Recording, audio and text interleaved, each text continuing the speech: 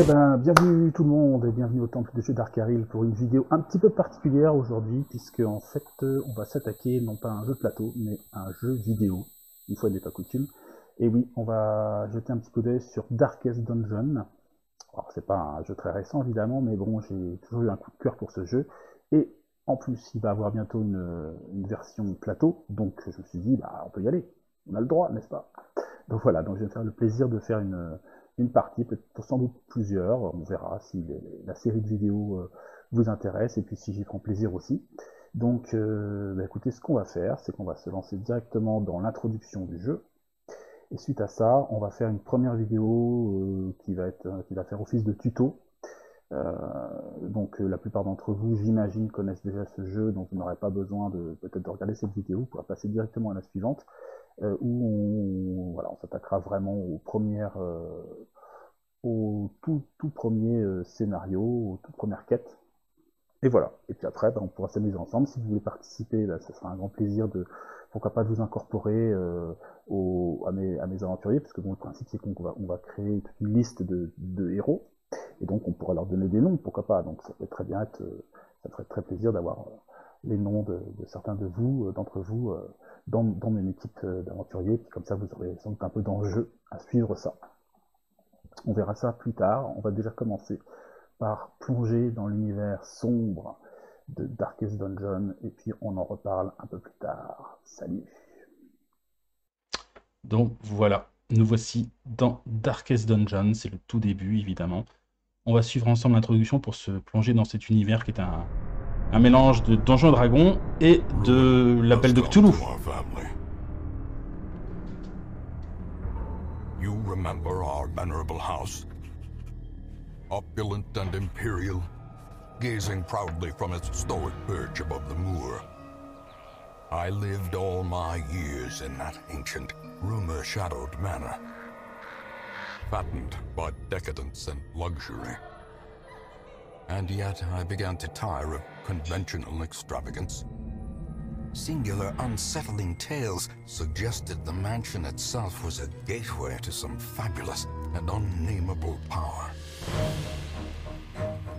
With relic and ritual, I've bent every effort towards the excavation and recovery of those long-buried secrets, exhausting what remained of our family fortune on swarthy workmen and sturdy shovels. At last, in the salt-soaked crags beneath the lowest foundations, we unearthed that damnable portal of antediluvian evil.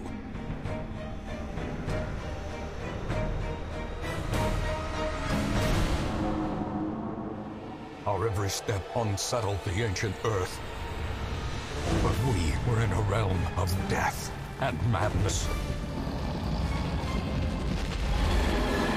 In the end, I alone fled laughing and wailing through those blackened arcades of antiquity, until consciousness failed me. You remember our venerable house, opulent and imperial. It is a festering abomination. I beg you, return home, claim your birthright, and deliver our family from the ravenous, clutching shadows of the darkest dungeon. Eh bien, voilà. Voilà cette introduction qui nous plonge vraiment dans un univers à la Cthulhu, hein, avec un portail qui a été ouvert au fin fond des souterrains du manoir familial qui a libéré des forces obscures sur la région. Et donc voilà, on peut peut-être lire cette introduction. Dans Darkest Dungeon, vous vous battez contre plus fort que vous. Des quêtes échoueront. Ah, j'ai pas eu le temps de la lire. Bon, tant pis. Bon, le principe, c'est que c'est un jeu qui est beaucoup plus difficile peut-être un jeu classique. Et donc, il ne faut pas trop s'attacher aux héros qu'on va développer, puisque régulièrement, on risque d'avoir des pertes. Peut-être même que certains héros qu'on va renvoyer parce qu'ils vont être trop touchés, trop fous, trop affaiblis. Et donc, il va falloir travailler sur le long terme. Constituer une sorte d'armée, petit à petit, et les mener jusqu'à la quête finale. les mener jusqu'au Darkest Dungeon, afin de peut-être de refermer le portail et de rendre la sérénité et la paix à la région. Alors, c'est un jeu en campagne, et donc on va en créer une nouvelle sous ensemble. Hop, allons-y. Cliquez sur la lettre pour démarrer. Alors ici, il y a tout le contenu téléchargeable. Donc j'ai récupéré tous les DLC, et donc eh ben, on va tout laisser, on va tout prendre pour... Donc les extensions du Butcher Circus, ça c'est une zone spéciale de combat multijoueur, pourquoi pas, on pourra essayer de temps en temps. C'est des nouvelles classes, le mousquetaire par exemple, le flagellant, le shieldbreaker. Les quartiers, c'est un système d'amélioration du hameau, mais qui coûte assez cher, mais bon, on peut le laisser, c'est pas trop un souci. Et après, il y a 2 endroits supplémentaires, de vraies extensions qui ont été débloquées. Il y a le Crimson Court et le Color of Madness, donc voilà, qui sont des régions supplémentaires où on va pouvoir agir. Donc on va prendre tout ça. C'est notre premier domaine. Ouais, mais on n'a pas peur. Crimson Court, c'est vrai, apparemment est beaucoup plus compliqué, plus difficile. J'ai déjà eu l'occasion d'essayer, donc on devrait pouvoir s'en sortir. Donc je vais démarrer la campagne. Et après, c'est le niveau de difficulté. Radieux, c'est plutôt un sort de niveau facile.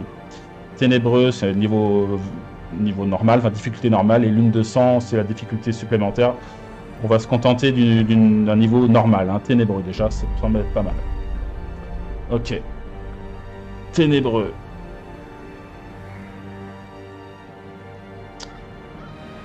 Ténébreux temple. Darkaril. Voilà. Boum.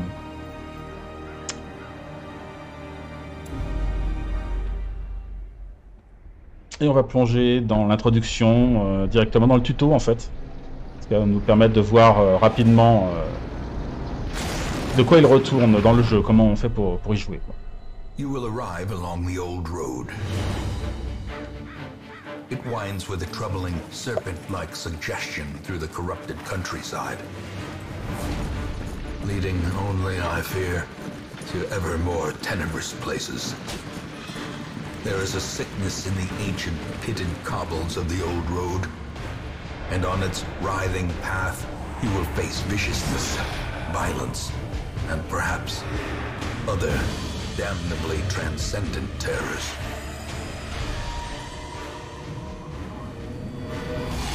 So steel yourself, and remember there can be no bravery without madness. The old road will take you to hell, but in that gaping abyss, we will find our redemption.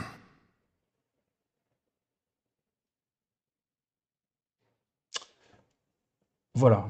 Donc, nous sommes un héritier du domaine, et donc nous avons pris la route pour rejoindre le hameau, où en fait on était guidé par le gardien, qui est sans doute une sorte de bourgmestre.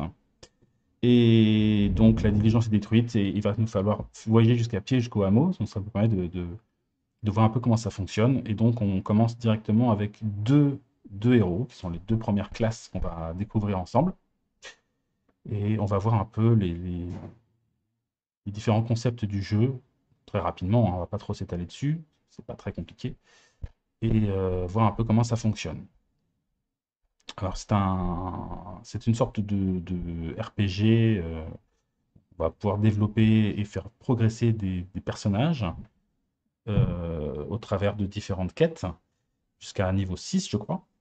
Et donc il y a différentes classes disponibles. On va essayer de combiner les pouvoirs pour essayer de faire des combinaisons pour que ça puisse être efficace dans différentes situations, face aux monstres, face aux différents lieux qu'on a à arpenter.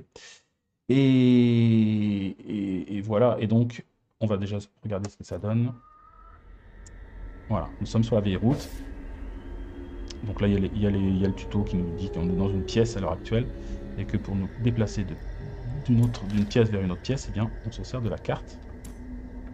Donc voilà, un plan, ça se présente comme ça, il y a des pièces, des couloirs, et donc on va faire des rencontres de pièces. arpenter des couloirs jusqu'à ce qu'on tombe sur une autre pièce, etc. Les pièces peuvent être vides, peuvent être remplies de créatures, peuvent être piégées, enfin il y a différentes choses. Et donc, faut atteindre un but qui est généralement dans le coin gauche, là, ici. Il faut trouver notre route vers le hameau. Voilà. Donc, ici, on va avoir l'équipement, la bourse et l'équipement. Pour l'instant, on a juste 2 nourritures. On va pouvoir les manger si on veut pour récupérer de la vie. Et l'icône qui est ici, ça permet de remettre l'ordre du groupe par défaut, parce que des fois, le groupe peut être changé. Et donc, cliquer là-dessus, ça permet de remettre les héros dans le bon sens, comme on avait prévu à la base. Donc, le groupe peut être composé jusqu'à 4 héros qui sont en ligne comme ça. Ils sont les uns après les autres. Il y a 4 positions. La position de front, la deuxième position de front, et après il y a 2 places qui sont plutôt des places d'arrière. On va plutôt mettre des gens plus fragiles ici qui vont agir à distance, on va dire. Voilà. Les héros. Je vais jeter un petit coup d'œil rapidement aux classes de personnages, aux feuilles de personnages. Donc ici c'est un croisé, pour l'instant il est aspirant, il est niveau 0, il n'a aucune expérience. Une feuille de personnage se présente comme ça. D'abord nous avons les attributs, les statistiques, l'équipement, les compétences de combat, les compétences de campement et les résistances. On va voir ça très rapidement. Les attributs, ils peuvent être soit positifs, ceux qui sont en jaune, soit négatifs, ceux qui sont en rouge. Ils vont s'acquérir au fur et à mesure des quêtes. Les attributs négatifs vont avoir des conséquences soit dans le jeu, soit dans la gestion du personnage en général. Par exemple, là, il a peur de Dieu. C'est-à-dire que quand il est en ville, s'il veut déstresser, il ne pourra que prier, parce qu'il a peur de Dieu, tout simplement. On va pas faire autre chose. Et sinon, il est atteint de kleptomanie, il a tendance à voler des objets. Ça va avoir une conséquence directement dans les donjons. Alors, on parle tout de suite de stress, c'est intéressant, parce qu'en fait, les personnages ont des points de vie, d'accord, ça c'est une chose, et ils ont aussi un niveau de stress qui va augmenter, ça va de 0 à 200. À 200, le personnage est tellement stressé qu'il finit par une crise cardiaque et il meurt. À partir de 100 points de stress, quand il est en donjon, il va péter un câble, et la plupart du temps, il va récupérer des traits encore plus négatifs. Parfois, ça peut aussi le booster, et puis il va se dépasser, et devenir soit hyper courageux, mais c'est plutôt rare. Ça, c'est ce qu'on appelle, c'est la chance de vertu, on va dire. Les chances que, voilà, s'il a des bonnes chances d'avoir une vertu positive, et ben ça va se déclencher à ce moment-là. Ça, on aura l'occasion de revoir ça plus tard. Donc, il va falloir gérer le stress de nos personnages, et c'est surtout très important à savoir. Et sinon, les attributs positifs, lui, il a épée de lumière, donc il a plus 10% aux dégâts si la torche est supérieure à 75, donc si la luminosité est supérieure à 75 sur 100. Hein. Voilà. Alors, ces traits, on va plutôt être content d'en avoir des positifs, et généralement, les traits négatifs, on va tenter de les enlever. Au village, on va pouvoir utiliser certains lieux pour le faire. Voilà. Les statistiques. Alors, ça va évoluer avec le niveau et avec l'équipement. On a les points de vie maximum du personnage, qui sont de 33, qui correspond en fait à son armure de base. Le Aubert rouillé lui donne 33 points de vie. L'esquive aussi correspond à l'armure, 5 points d'esquive, donc ça c'est sa capacité à éviter les coups. Protection, c'est le pourcentage de dégâts qu'il va absorber. Pour l'instant il a 0%, certains pouvoirs vont lui permettre d'augmenter ça. Sa vitesse, c'est important, la notion de vitesse chez tous les personnages, c'est ce qui va déterminer son initiative dans le combat. Plus c'est élevé, plus il va se battre avant les monstres, mieux c'est. Alors évidemment, lui, c'est plutôt une espèce de tank, un peu, hein, il va encaisser des dégâts, il va être généralement plutôt lent. Modificateur de précision, pour l'instant il est de 0, hein, donc ça veut dire c'est les bonus qu'il va acquérir, ou les malus qu'il va acquérir dans sa capacité à frapper l'adversaire, à le toucher. Critique, c'est les chances de critique qu'il va faire. Les coups critiques sont très importants dans le jeu, ils vont faire des gros dégâts, donc ils vont avoir tendance à tuer les monstres plus rapidement, et ils vont en plus encourager le groupe et donc redonner un petit peu enlever un peu de stress plutôt aux compagnons. Et pour finir, les dégâts, voilà, qui sont pour lui de 6 à 12, ça correspond à son arme, l'espadon usé, et modifié par son attribut d'épée de lumière pour le moment, puisque la lumière, au moment où commence le jeu, est à plus de 75%. Alors, très important ici, évidemment, ce sont les compétences de combat. On voit ici qu'il y a les placements préférés et les cibles préférées. On voit donc qu'il y a 4 placements. Les 2 premières places devant et les places derrière. Et en face de nous, il y aura les positions des créatures. Donc, on voit qu'avec les compétences qu'on a choisies, Pour l'instant, elles ne sont pas choisies, elles nous sont imposées dès le début de la partie. Il faut placer le croisé en première ou en deuxième position. Il n'y a pas de meilleure place pour lui à ce moment-là. Pas de place où il a plus de chances d'utiliser tous ses pouvoirs. Là, les places sont égales. Et en face, on voit qu'il peut toucher les 2 premières cibles, mais aucunement les cibles derrière. Alors, si on regarde les pouvoirs qu'il a châtiment, et juste au-dessus du titre châtiment, on voit à nouveau les positions, mais là c'est spécifiquement dédié à ce pouvoir. Donc le châtiment s'utilise aux 2 premières places et frappe les 2 premières places devant chez les ennemis. Voilà. Il a une chance de toucher de 85%, et il fait plus 15% de dégâts contre les impies, c'est-à-dire contre les morts vivants. Le pouvoir suivant est intéressant parce qu'on voit qu'il touche 2 cibles, mais il touche les 2 premières cibles, les premières positions des adversaires, il touche vraiment les 2. C'est un petit trait rouge qui relie, donc c'est pas l'un ou l'autre, c'est les 2. Il va attaquer les 2, ce qui fait qu'il a moins de chances de faire des dégâts. On voit qu'il a un modificateur de dégâts de moins 40%, ce qui est un peu logique. On choisit de faire moins de dégâts, mais de toucher plus de cibles. À suivre, on a le coup étourdissant, toujours pareil, 2 premières positions pour les 2 premières cibles. Une attaque de mêlée qui fait moins de dégâts, moins 50%, parce qu'en fait, il provoque un étourdissement. Il va donner un gros coup de pommeau de son épée pour essayer de d'étourdir, et donc de faire passer son tour à l'adversaire. Et pour terminer, il a un rempart de la foi, qui peut être utilisé une seule fois, qui en fait n'est pas une attaque, mais plutôt un buff. Il va augmenter la puissance de la torche de 24 points. Il va marquer son propre personnage, et donner un bonus de 20%. Se donner un bonus de 20% de protection. Donc cible, ça veut dire que s'il est marqué, ça veut dire qu'en fait il va attirer plus facilement les attaques des autres. Il va prendre l'aggro par rapport aux différents ennemis qui sont autour de lui. C'est pas forcément toutes les attaques, mais ça peut augmenter les chances pour lui de prendre des coups. Mais par contre, il bénéficie d'un bonus de protection, donc il va prendre moins de dégâts à chaque fois. Voilà pour ce qui est du croisé. En dessous, on a les compétences de campement qui nous serviront plus tard. Donc on verra ça plus tard. C'est ce qui permet en fait d'utiliser des petits pouvoirs quand ils se reposent en plein donjon, quand c'est des donjons de grande taille. Et bien dans ces cas-là, ils ont souvent des campements à prendre, à faire pour se reposer, récupérer des points, et donc ils pourront utiliser des pouvoirs de campement à ce moment-là. Puis après, on a les résistances. On voit un peu où en est le personnage au tout début. Il a 40% de résistance au tournissement, 30% à l'infection, 30% à la maladie, etc. etc. Le déplacement, c'est le déplacement justement sur la ligne. Là, il est en première position. Un ennemi peut très bien le repousser vers le fond. Et donc, par exemple, l'empêcher de pouvoir attaquer, puisqu'il n'a aucune attaque. Il peut utiliser dans le fond du groupe. Les malus, ce sont tous les debuffs que peuvent nous infliger les adversaires. Et des chances de détection des pièges de 10%. Donc là, c'est pour les détecter, pour résister aux attaques des pièges quand on tombe dessus. Il y a une chance de désarmer de 50%. Ça, c'est quand on les a repérés à l'avance. Donc voilà, alors le deuxième personnage, c'est un brigand. La feuille se compose de la même manière, évidemment. Simplement, lui, il a d'autres types de pouvoirs. Il va combiner des attaques à distance et des attaques au corps à corps avec des saignements possibles. Et avec des attaques aussi sur différents adversaires. On voit ça directement dans ces différentes attaques. Le tir au pistolet, on voit que ça se tire des 3 positions arrière jusqu'aux 3 positions arrière des adversaires. Il a quand même 7,5% de critique, c'est intéressant. Et il fait des dégâts supplémentaires sur les ennemis qui sont marqués. La mitraille, elle tire sur les 3 premières cibles et sur les 3 cibles en même temps. Là, c'est aussi un tir groupé. Il a le tir de pistage qui lui permet de se préparer et d'augmenter, on voit sur soi, ses capacités de dégâts de 12%, sa précision de 6 et ses chances de critique de 4. Donc ça peut être intéressant contre les ennemis qui ont beaucoup de points de vie, de faire un premier tir de pistage d'abord, qui se booste un peu, puis après qu'ils soient plus efficaces dans les tirs suivants.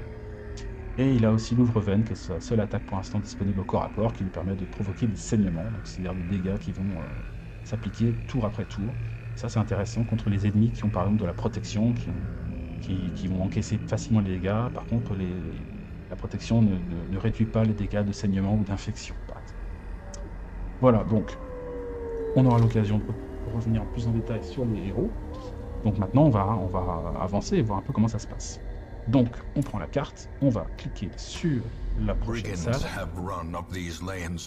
Et on va The hamlet is Alors, just je sais passer ahead. avec la souris. Hop, on tombe sur notre Dispatch premier this ennemi. thug in brutal fashion, Et that une all de may hear of brutalité, your il faut arrival. tous entendre parler de votre arrivée. Alors, donc, c'est un combat de tour par tour.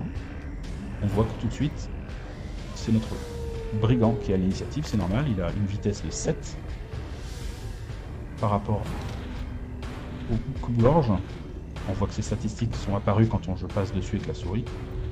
Il a une vitesse de 3, donc il a moins de chances d'être premier dans le tout. Donc, ce sera sans doute d'abord le brigand, il y a de grandes chances que ce soit le coupe-gorge après, et sans doute le croisé pour terminer, puisqu'il n'a que 1 de vitesse. Alors, après, je peux donc choisir les différents pouvoirs qui sont à ma disposition en fonction de la position de la cible et de la position dans le groupe. On voit que l'Oven est disponible, la mitraille est disponible. La mitraille, c'est pas très intéressant puisqu'il y a un seul adversaire, et je vais réduire considérablement mes dégâts de 50% quand même. Donc je préfère utiliser un Oven. Donc je cible mon adversaire, je clique dessus, et voilà. Alors là, il est esquivé de mon attaque, c'était pas une bonne nouvelle. Mais lui aussi, il m'attaquait et j'ai esquivé. Et c'est le croisé qui termine. On peut par exemple regarder. Alors il a combien de points de vie? On voit qu'il a 12 points de vie, le brigand. Coupe-gorge. Moi, avec mes armes, je fais de 6 à 12 points de vie. Donc c'est peu de chances que je me tue d'un coup, à moins que je fasse un critique. Je vais donc utiliser ma compétence de coup étourdissant pour provoquer un étourdissement. Comme ça va laisser plus de chances pour le tuer avant qu'il ne puisse nous frapper. Alors il a 25% de chance de résistance à l'étourdissement, il y a de grandes chances que ça fonctionne.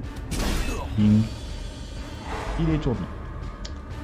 Donc là on part sur un nouveau tour, c'est le brigand qui redémarre, on va lui remettre un petit coup de Livreven, 5 points. Là il prend son dégât, alors c'est à moi. Alors on voit que c'est moi qui vais réussir cette fois-ci. Mais de toute façon il va prendre 2 points de dégâts de saignement, il lui reste 1 point de vie, donc c'est pas trop la peine, je vais plutôt me booster avec la protection et augmenter la lumière. Là on voit que un combat,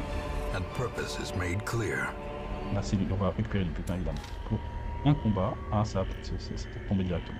Alors j'ai gagné 500 pièces d'or. Ouais, en fait là le combat se termine, donc je ne bénéficiais pas de la protection pour le combat suivant. C'est dommage, mais c'était à tester. Donc on a récupéré un petit peu d'or. On continue notre trajet. Et on va arriver sur un élément interactif qu'on appelle dans le jeu souvent un curio. Donc on peut cliquer dessus et éventuellement fouiller dedans. On voit qu'on a une petite place ici, optionnelle, on peut placer des objets qui permettent d'améliorer, au contraire, de rendre la fouille plus dangereuse. Mais ça on peut pas trop le savoir, il faut expérimenter. Donc pour l'instant, on n'a pas d'objet particulier, donc on va simplement fouiller la tente du voyageur. Et on trouve les trésors du voleur. On va pouvoir continuer. Et là, si on clique dessus, on va arriver sur la salle. C'est l'entrée de la salle, ça. Et donc affronter les derniers ennemis. Ça, on a des gros costauds. Alors, première chose, on voit qu'ils ont été surpris. Alors, surpris, ça veut dire qu'on va jouer quoi qu'il arrive avant eux, et après, ils auront leur tour à la fin de notre tour. Donc c'est un avantage, mais c'est aussi l'inconvénient derrière de se prendre toutes les attaques d'un coup, sans qu'on puisse résister. Donc il faut essayer d'être efficace dans nos premières attaques. Donc, on a face à nous un brigand seigneur, donc c'est une espèce de mini-boss à 35 points de vie, qui fait de 5 à 9 dégâts quand même, qui critique à 5%, qui a 95% de chance de nous toucher. Et derrière on a un petit gars qui est un brigand fusilier, donc qui lui va tirer à distance, qui va pas faire des gros dégâts, mais qui va faire des dégâts régulièrement. L'intérêt ce serait éventuellement de le mettre devant, mais on n'a aucune attaque pour l'instant qui permette de déplacer les ennemis en face de nous. On voit qu'au niveau vitesse, le brigand seigneur est à 1, et le brigand fusilier est à 6, donc il va être rapide suivant. Alors, peut-être qu'on peut essayer de se débarrasser d'abord du fusilier, donc je peux faire un tir au pistolet par exemple, ou alors se préparer avec un tir de pistage qui peut être pas mal aussi. Alors je vais prendre le tir de pistage plutôt et je vais tirer sur le brigand derrière. Alors je mets pas beaucoup de dégâts, par contre je me booste avec plus 12% de dégâts, plus 6 de précision et plus 4% de critique. Tiens, tiens. Alors comme il s'était surpris, c'est normal, c'est le brigand qui tire d'abord. Enfin le brigand, pardon, le croisé. Je vais tenter d'assommer le gros chef là. Donc je lui mets un coup sur la tête. Et il est étourdi, donc il va passer son tour. Donc on va juste prendre un tir de suppression. Vous voyez, c'est un tir sur tous mes ennemis. Qui fait quelques dégâts, mais au moins on a tiré, on a raté on a évité l'attaque du brigand seigneur. Alors là on voit qu'il nous a retiré dessus une deuxième fois, c'est normal parce qu'il est assez rapide, il a 6 de vitesse. Du coup on a un petit malus de -2 en esquive pour 3 tours. Mais cette fois-ci moi je suis boosté, donc je pense que je vais tenter de le tuer directement. Alors je ne le tue pas tout de suite, hein. Il reste quelques points de vie malheureusement. Lui nous punit. Ah, on a nos premiers dégâts de stress, vous avez vu. On a 9 points de stress. Donc c'est à nouveau au croisé. Là je peux retenter de l'assommer, pourquoi pas. C'est vraiment intéressant. Et ça marche. Ne prendre qu'une attaque sur 2, c'est cool. On retire dessus. Aïe. Cette fois-ci on va vraiment essayer de se débarrasser de lui. Ah, on voit que j'ai pris un saignement à cause du seigneur, ça c'est pas cool. Allez, je lui remets un coup à lui. Voilà, on s'en débarrasse. Le cadavre reste en place. Donc il peut gêner nos différentes attaques en fonction de ce qu'on a à faire. C'est à savoir. Alors là, ce que je vais faire, c'est que je vais profiter peut-être qu'il soit étourdi pour faire un petit rempart de la foi. Je vais attirer les attaques. Je vais me mettre un peu de protection, 20% de protection. Ah. Alors cette fois-ci, je vais l'attaquer. Je vais lui mettre des dégâts continuels avec de l'ouvre-veille. Saignement, ça serait cool. Ouais, il a fait le saignement. Là, je vais l'attaquer. Bon, je peux retenter de l'étourdir, hein, ça marche pas mal. Hein. Non, cette fois-ci, il résiste. Ok, il a pris son dégât de saignement et il m'attaque. Malgré le fait qu'il soit marqué, notre croisé, c'est le brigand qui a pris les coups. Il lui reste plus beaucoup de points de vie. Hein. Il reste combien? 2 points de vie, ça c'est pas cool. Alors, je vais utiliser je sais pas quoi. Pas grand chose à faire. J'ai pas grand chose, j'ai rien pour le guérir. Il prend encore 2 tours de saignement. Il y a des chances qu'on perde notre premier héros dès le début, c'est cool. Allez, on va essayer de le tuer rapidement. Il lui reste combien de points de vie? 7 points de vie. La chance serait que je le tue avant qu'il s'active, ça serait cool. Oui, le crit qui va bien. Ça c'est ouf. Ah, on a trouvé du sang. Tiens donc, une bouteille de sang. Elles sont rares. Distribuez-les judicieusement à ceux qui en ont besoin. Qu'est-ce qu'on fait avec du sang? Alors, je prends le trésor. Mais je vais pas trop rester dans le coin, parce que j'ai déjà pas beaucoup de points de vie. Alors, ce qu'il faut savoir, c'est que quand on est... Les points de vie, à la fin des quêtes, on les récupère complètement. Il n'y a que le stress qu'on traîne de quête en quête. Donc là, même si mon personnage, mon brigand, n'a que 2 points de vie et qu'il a un saignement, il va s'en sortir, il va rentrer à la maison sans problème. Donc je vais faire... Là, j'ai le choix soit de continuer l'aventure et de fouiller le coffre, mais je préfère pas prendre le risque qu'il prenne encore des dégâts. Il faut que je retourne au hameau, donc je clique sur Retour au hameau. Ok. Sur la vieille route, on a 5000 pièces d'or qu'on a trouvées. Et on récupère donc ce qu'on a trouvé en termes d'équipement. Et on a 4 legs, des blasons, qui vont nous permettre d'upgrader notre village, les différents bâtiments du village. Et ici, on voit qu'on a pris des petits points d'expérience. Donc le Reno, le croisé est passé niveau 1. Et Dismas, le brigand, est passé niveau 1 aussi. Voilà. Et lui, il gagne rien de spécial. Par contre, Dismas, il gagne un petit attribut, espérons qu'il soit positif. Oui, il gagne l'attribut oiseau de nuit, qui lui permet de gagner plus de la vitesse si la torche est inférieure à 26. Donc voilà, si on fait des donjons plutôt obscurs, ça peut être intéressant. Allez hop, retour au hameau. Donc première arrivée au hameau. On récupère un village bien abîmé, bien affaibli, avec des gens bien malheureux, car la région est envahie de créatures. Welcome home, such as it is. This squalid hamlet, these corrupted lands, they are yours now, and you are bound to them. Ok, on est arrivé chez nous. Donc, à chaque fin de donjon, on aura un journal d'activité qui nous dit un peu ce qui s'est passé. Semaine 1, les ruines sont désormais accessibles. Donc, on a un niveau de donjon où on peut se rendre. Et on voit donc que nos 2 héros sont montés de niveau. Voilà. Résumé de quête, vous avez rejoint le hameau avec Reno et Dismas. Ok.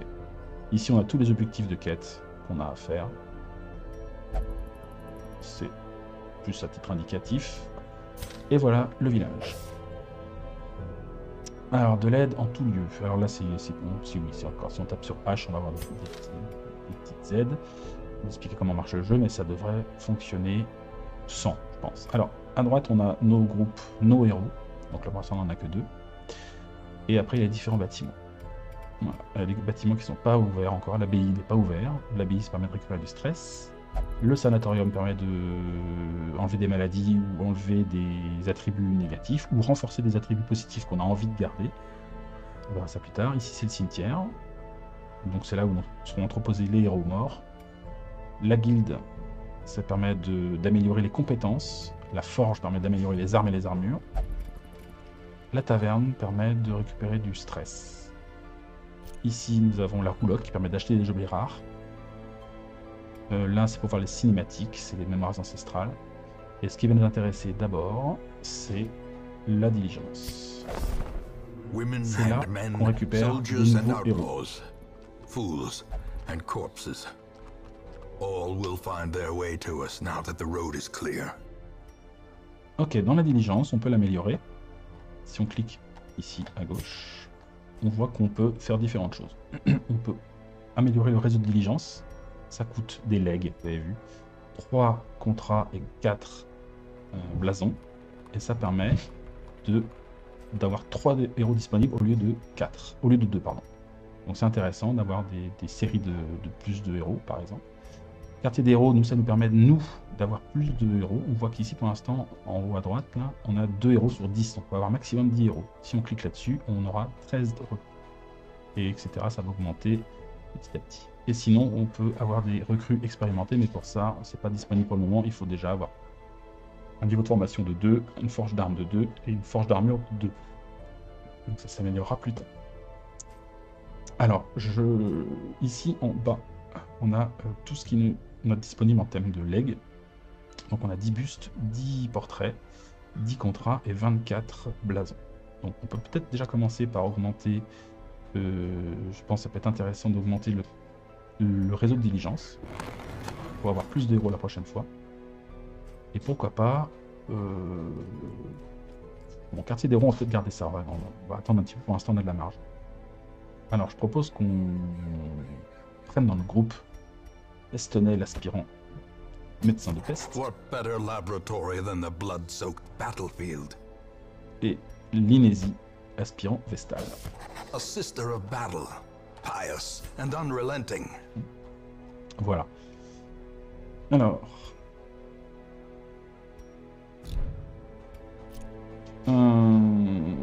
Donc, voyons un peu ce qu'ils font, ces héros. Estonel, c'est un médecin de peste. On voit que pour l'instant, il est intéressant de le mettre plutôt au fond du groupe. Et lui, tout ce qu'il va faire généralement, c'est plutôt des attaques vers le fond du groupe ennemi. Il va infecter les adversaires ou les étourdir, et il peut éventuellement, on voit qu'il a une incision, il peut provoquer des saignements aussi. Et il a un pouvoir débloqué qui s'appelle Vapeur de force, qui permet de booster un de ses compagnons, avec plus 20% de dégâts et plus 3 de vitesse. Donc on voit qu'il est plutôt pas mal en 3ème position. Et au niveau de ses attributs, il a la chasse aux impies, donc il est fort contre les morts-vivants. Ça c'est intéressant parce qu'on va sans doute commencer par des donjons de morts-vivants. Et sinon il a peur des bêtes, donc il est moins efficace, il a plus de stress contre les bêtes. Et il a moins de points de vie, ça c'est pas terrible, il a moins 10% de points de vie. Bon ça c'est quelque chose qu'on pourrait tenter de traiter quand on aura l'occasion de le faire. Et voyons un peu notre Vestal. Vestal c'est une soigneuse. Alors, on voit qu'elle est bien en dernière position ou en troisième. Je vois que c'est pas optimisé. On voit qu'elle est pas terrible en première position, pas terrible en deuxième, un peu mieux en troisième, un peu mieux en quatrième. En même temps, si elle bouge, elle pourra faire des choses. Les pouvoirs qu'elle a, elle, c'est jugement. Elle peut tirer, ce qui est bien, c'est qu'elle peut tirer sur tous les adversaires, toutes les positions, avec jugement. Elle fait pas énormément de dégâts, mais elle se soigne un petit peu en faisant ça. Ça, c'est intéressant. Sinon, elle a deux sorts de soins, un sort de soin sur une seule cible et un sort de soin sur tout le groupe. Sachant que le réconfort divin peut être joué en deuxième, troisième ou quatrième position, alors que la grâce divine simplement dans les deux dernières positions. Mais bon, là on voit vraiment qu'elle va faire du soin dans le groupe.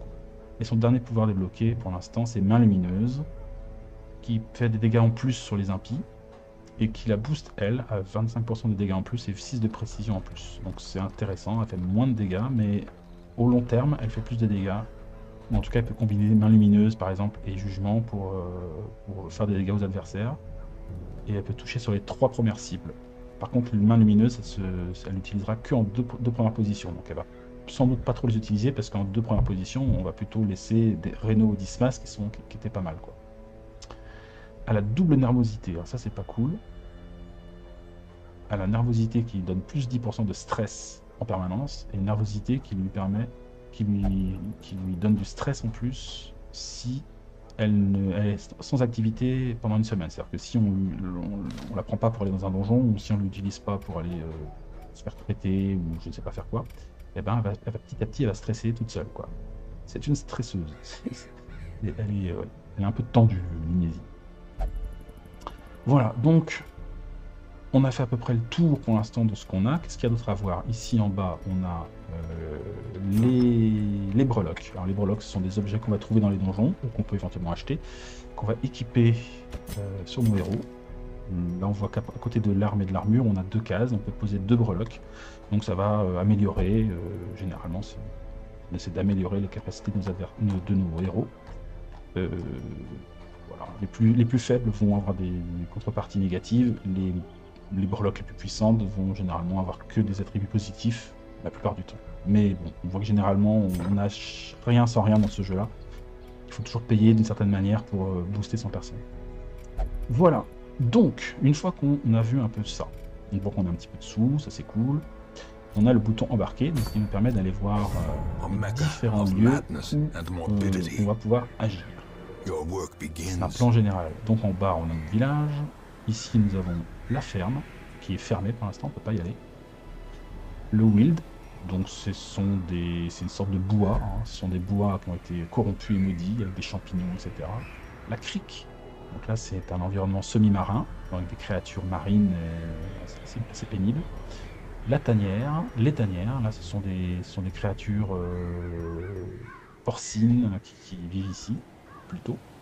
La cour, donc qui est fermée pour l'instant, donc c'est le donjon un petit peu plus puissant qui aura affaire à un moment ou à un autre, qui est fermé. Et là pour l'instant, les seuls donjons disponibles, les seuls environnements de donjons disponibles, ce sont les ruines. On voit qu'on peut y faire un scénario. On voit à gauche ce que ça donne, c'est repérage. Mettez-vous à l'épreuve dans le royaume dément de votre ancêtre déchu, déterminez la nature du contrôle exercé par les créatures, mais ne vous aventurez pas trop loin. Donc on voit que ici c'est une aventure courte, il n'y aura pas de campement. Elle est réservée ou conseillée aux novices, niveau 1. Et le but est d'explorer 90% des pièces. Et ici en dessous, nous avons la récompense, donc 3000 pièces d'or, 4 blasons et une breloque, une pierre de saignée. Donc vous avez vu, elle permet d'augmenter les chances d'affliger un saignement, mais par contre, en contrepartie, ça ralentit le héros, moins en vitesse. Alors, nous allons cliquer pour constituer notre groupe de héros, les habitués. Bon, voilà. Parfois, quand on trouve des combinaisons de héros, elles ont des noms, sans doute parce qu'elles ont été prédéterminées comme ça, donc on va dire que c'est plutôt pas mal. Les habitués, c'est les classiques. Voilà, c'est vrai que c'est les premiers héros qu'on chope généralement. Notre croisé qui va faire du dégât au massif et qui va encaisser des coups. Le brigand qui va détecter les pièges, qui va faire de l'attaque à distance et qui peut saigner aussi, qui va faire des dégâts assez massifs. Le médecin de peste qui va empoisonner les adversaires, va nous booster aussi un petit peu. Et la Vestale qui va plutôt nous guérir et qui va faire un peu d'attaque quand elle a l'occasion de le faire. Voilà. Donc, on va faire le donjon des ruines lors d'une prochaine vidéo. Pour l'instant, on va s'arrêter là.